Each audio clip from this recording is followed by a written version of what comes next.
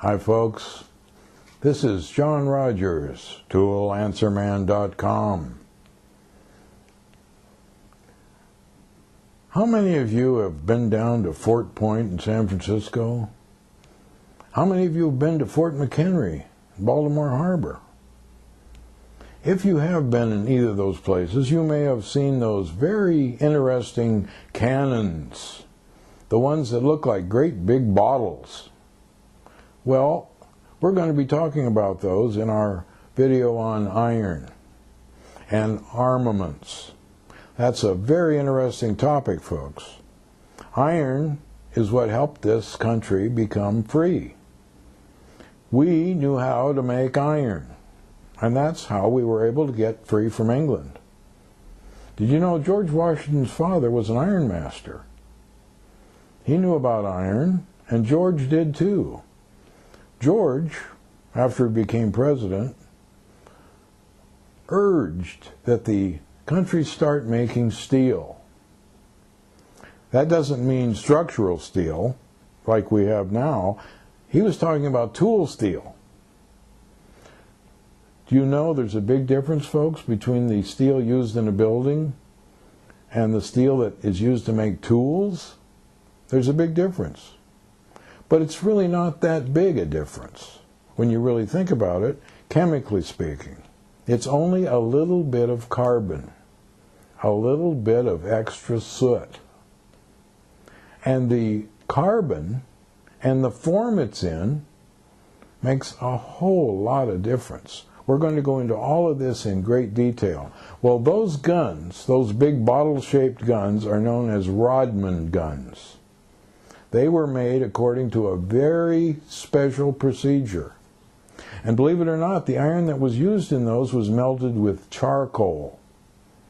Just the way you were cooking your steaks over your grill. Charcoal. That's the truth of it. That made the very best iron.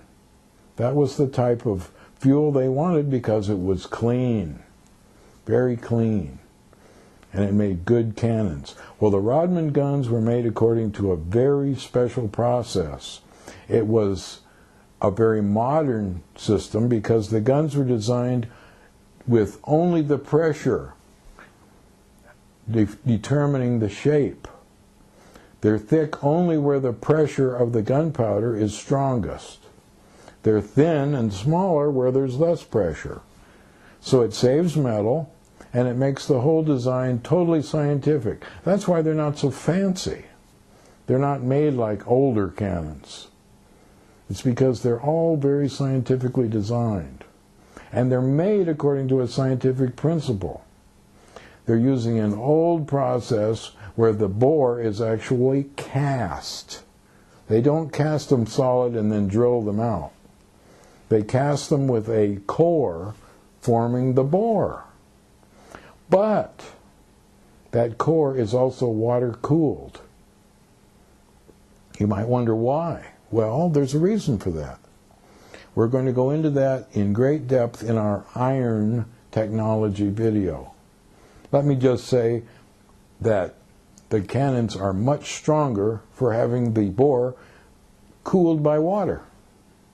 Believe it or not, it's that cooling that made the bore much stronger. It all has to do with the carbon formation in the iron. We'll go into that in great detail. Believe me, once you've seen the video we make on iron, you're going to understand early American iron so much more, and it's going to be so much more interesting to you. So look for that video and check out all of our other ones too. This is John Rodgers, ToolAnswerMan.com.